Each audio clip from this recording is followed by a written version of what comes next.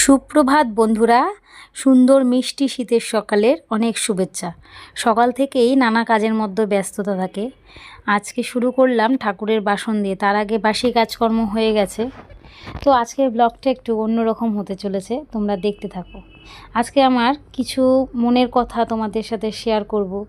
আশা করি তোমরা বুঝতে পারবে কি পরিস্থিতি মানুষকে কতটা কঠিন করে দেয়, আর কোন পরিস্থিতির মধ্যে দিয়ে মানুষ গেলে এতটা পরিবর্তন তার মধ্যে চলে আসে। জীবনটা ভালোই বেশ চলছিল, কারণ প্রত্যেকটা মেয়েই কিন্তু আগে অনেক আশা করে আসে যে জীবনটা তার ভালো কাটবে, নতুন জীবন সে শুরু করে। আমার শুরুটাও সেরকম ভালো ছিল না বন্ধুরা, তোমাদের সাথে আজকে সেই গল্পটাই করব। আমার যখন বিয়ে হয় তখন পড়াশোনা সবে ছেড়েছি, কিন্তু ভালোবাসায় আর কি নিজেকে আটকাতে পারিনি, সেজন্য বাবা মার বিরুদ্ধে গিয়েই বিয়েটা করেছিলাম। হ্যাঁ, আমাদের লাভ ম্যারেজ। এটা তখন বুঝতে পারিনি। বাবা মা তখন বলেছিল যে লাভ ম্যারেজ করছিস, ভালোবেসে বিয়ে করছিস, একটু সময় নে, সব কিছুই বলেছিল, কিন্তু আমি কোনো কথা কারোর তখন কানে দেইনি। বলেছিল একদিন না একদিন বুঝতে পারবি। হ্যাঁ, একটু হলেও বুঝতে পারছি, বাবা মা যেটা বলে ভালোর জন্য বলে।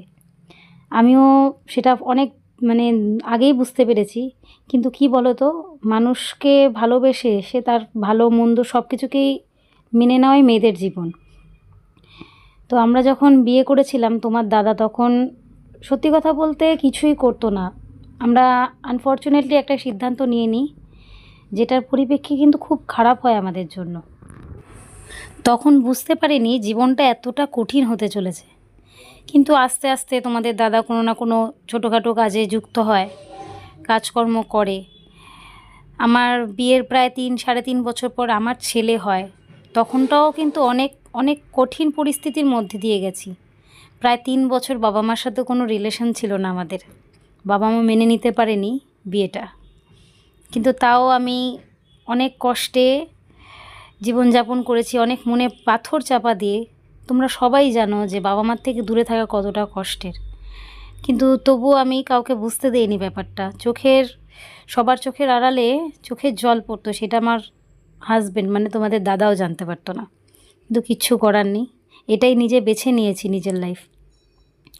তো আস্তে আস্তে যখন একটু একটু করে বুঝতে শিখছি, তখন বুঝলাম যে জীবনটা সত্যি কঠিন। মা বাবার থেকে দূরে থাকা, একটা সংগ্রামের মধ্যে দিয়ে সংসার করা।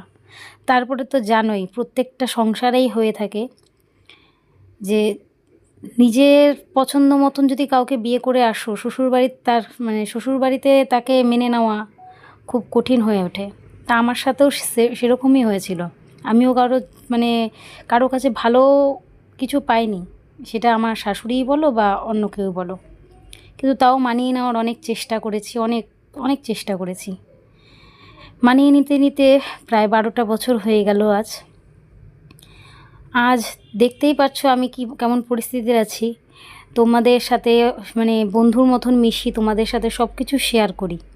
তাই বলতে আমার সত্যি কথা কোনো লজ্জা কিছুই নেই। কেন বলো তো, এটাই লাইফ। প্রত্যেকটা সংসারে যাও, প্রত্যেকটা সংসারে কোনো না কোনোভাবে কেউ না কেউ অসুখী রয়েছে। আমি হয়তো এদিকটা দিয়ে অসুখী। তোমাদের দাদা ভাই আমাকে প্রচণ্ড ভালোবাসে, এটা আমি মিথ্যে কথা বলবো না, অস্বীকারও করব না। আমার ছেলে যখন আমার পেটে, তখন আমাদের বাড়ির থেকে সবাই আমাদের রিলেশনটা মেনে নিয়েছিল, ব্যাস তখন তো ভালো ছিলাম। কিন্তু ওই যে বলে পরিস্থিতি কিন্তু সবসময় সব রকম সুখ দিতে পারে না। একদিক দিয়ে ভালো তো অন্য দিক দিয়ে খারাপ। আমার ছেলে হলো, তখন আমার শরীরের অবস্থা ভীষণ খারাপ ছিল, সেই নিয়েই জীবন চলছিল। তোমাদের দাদা টুকটাক কাজকর্ম করছিল, বাবা মাও মেনে নিল, সব দিকই ভালো। কিন্তু ছেলেটা দেখো না, দিন যায় খালি খাওয়া দাওয়া করায়, কিন্তু ওর শরীরটা কেন যেন ভালো যায় না। এটাও একটা খুব দুশ্চিন্তার বিষয়, কিন্তু তা নিয়েও আমি চলছি। ওকে যতটা পারছি ডাক্তার দেখিয়ে ওষুধের ওপর রেখে মোটামুটি আছে, কারণ একটু কিছু হলেই না ও খুব ভুক্তভোগী। আর জানোই তো বাচ্চাদের ডাক্তারের পেছনে কতটা টাকা যায়। কিন্তু আমাদের পরিস্থিতি কি বলবো তোমাদের দাদা যে জবটা করছিল, সেটা একটা কারণবশত ছেড়ে দিতে হয়েছে। এখন একটা অন্য কাজে চেষ্টা করছে। তোমাদের যদি আশীর্বাদ থাকে, ভগবানের আশীর্বাদ থাকে, অবশ্যই হয়ে যাবে। কষ্টের দিন মানুষের বেশি দিন থাকে না, কিন্তু ভগবান বলে যে যদি তুমি কষ্টটা সহ্য করতে পারো, এর থেকে বড় কিছু আর নেই। কিন্তু আমি একটা কথা চিন্তা করি, ভগবানকে সত্যি কথা আমি নিঃস্বার্থভাবে ভালোবাসি। ভগবান যে কবে মুখ তুলে তাকাবে সেটাও জানি না, কিন্তু তবু আমি, অনেকেই বলে যে ভগবান নেই, কিন্তু আমি কেন জানি মানতে পারি না ভগবান নেই। আমি ভগবানকে শুধু একটা কথাই বলি, তুমি যেন আমাকে সহ্য করার ক্ষমতাটা দিও। আর কত সহ্য করতে হবে সেটাও জানি না, কারণ ছোটোবেলার থেকেই অনেকটা স্ট্রাগল করে বড় হয়েছি। আমরা 3 ভাই বোন। বাবা অনেক কষ্ট করে বড় করেছে, মাও অনেক কষ্ট করেছে। ছোট্টবেলার থেকে দেখছি গরু পুষতো শুধু আমাদের একটু ভালোভাবে মানুষ করবে বলে। কিন্তু এই যে বলে না, মানুষ সব দিক দিয়ে সব কিছু পায় না, আমার গায়ের রঙটা চাপা বলে কম মানুষের কাছে কটু কথা শুনিনি, কিন্তু সেগুলো সব ইগনোর করেছি বন্ধুরা। কেন বলো তো? এটা আমার ভগবানের দেওয়া, এটা তো আর আমার হাত নেই, তাই এইগুলো আমি ইগনোর করেই চলেছি। যাই হোক, ছোট থেকে বড় হলাম, হওয়ার পরে নিজের পছন্দ মতন মানুষকে বেছে নিলাম, তাতেও তো শান্তি নেই। শ্বশুরবাড়ি বলে না, সবার তো সব সুখ সহ্য হয় না। আমার যে বলছিলাম শাশুড়ি মা, 12 বছর চেষ্টা করেছি তার সাথে মানিয়ে নেওয়ার, কিন্তু না, এখন আর হয়ে ওঠে না। তাই হয়তো তোমরা দেখলেই পারবে, ব্লগে দেখতেই পারো, আমি আমার ঘরে এসে খাবারটা খাই। হ্যাঁ, এই 1 বছর 1.5 বছর ধরে আমরা সেপারেশনে রয়েছি, তার কারণও রয়েছে, কারণ আর বাঁচতে পারছি না। এত অশান্তি করে না, সত্যি বাঁচা যায় না। তাই কি বলো তো, একই বাড়িতে আছি, আলাদা থেকে যদি সেও শান্তিতে থাকে আমিও শান্তিতে থাকি, সেটাই বেটার। তো যাই হোক, এইভাবে তো আমাদের জীবন চলছে। তো জীবনে অনেক কিছুই চেষ্টা করেছিলাম, কিন্তু বলে না, কোনো না কোনো বাধা এসে কোনো না কোনো ঘটনা ঘটে যায়, যার জন্য কিছুই করতে পারি না। এইটাই খারাপ লাগে। আমাদের লাস্ট যে ইউটিউব চ্যানেলটা, সেটাও অনেক আশা নিয়ে শুরু করেছিলাম, অনেকটা দূর এগিয়েছিলাম, কিন্তু ওই যে মানসিক শান্তি না থাকলে কোনো কিছুই করা সম্ভব না, এটা তো তোমরা জানোই। সেটা আমার সাথে ঘটেছে। আমি ভীষণ মানসিক অশান্তিতে ভুগি। কিছুদিন আগেও আমার চলেছে, নার্ভের ওষুধ চলেছে মানসিক অশান্তির জন্য। কেন বলো তো? কাজকর্ম যদি মানুষের ঠিকঠাক মতন না চলে, তাহলে কিভাবে সামলাবো সেটাই তো বুঝে উঠতে পারছি না। ছেলেটা দেখতে দেখতে 9 বছরে পা দিয়েছে, মানে 10 বছরে পা দিল, 9 বছর পূর্ণ হয়ে 10 বছরে পা দিল। আমার নিজেরও তো ইচ্ছে থাকে ছেলেটাকে ভালোভাবে মানুষ করব, ভালো স্কুলে দেব। আমি নিজে ইংলিশ মিডিয়ামে পড়তে পারিনি তো কী হয়েছে, ছেলেকে দেব। কিন্তু ওই যে কপালে যদি না থাকে সুখ, তাহলে কেউ কি আর দিতে পারে? তাই ভগবানের কাছে প্রার্থনা করি, যেটুকু বাকি জীবন আছে সেটুকু যেন একটু শান্তিতে কাটাতে পারি, এটাই আমার প্রার্থনা। এই যে আমার ছোট্ট সংসার, এতে আমি আছি, আমার হাজব্যান্ড আছে, আমার 2 ছেলে, মানে আমার রোশনও তো আমার ছেলের সমান। ওকেও প্রচণ্ড ভালোবাসি। ওকে যখন প্রথম এনেছিলাম, ও হয়তো তখন মনে হয় 3 বছর ছিল, কিন্তু ও যে এতটা মিলেমিশে যাবে সেটাও ভাবতে পারিনি। তো এইভাবে আমাদের জীবন চলছে। দাদাভাই যেন একটা ভালো কাজ পায়, সেই আশীর্বাদ তোমরা একটু করো, ভগবানের কাছে প্রার্থনা করো, একটু যেন শান্তিতে থাকতে পারি।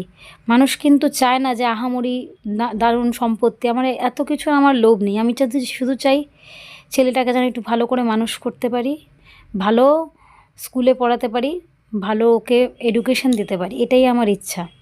কারণ আমরা যে স্ট্রাগলটা করছি, আমি চাই না আমার ছেলেটাও সেই স্ট্রাগল করুক। তোমার দাদাভাইও চেষ্টা করছে। তো যাই হোক, অনেক দুঃখের কথা তোমাদের সাথে শেয়ার করলাম।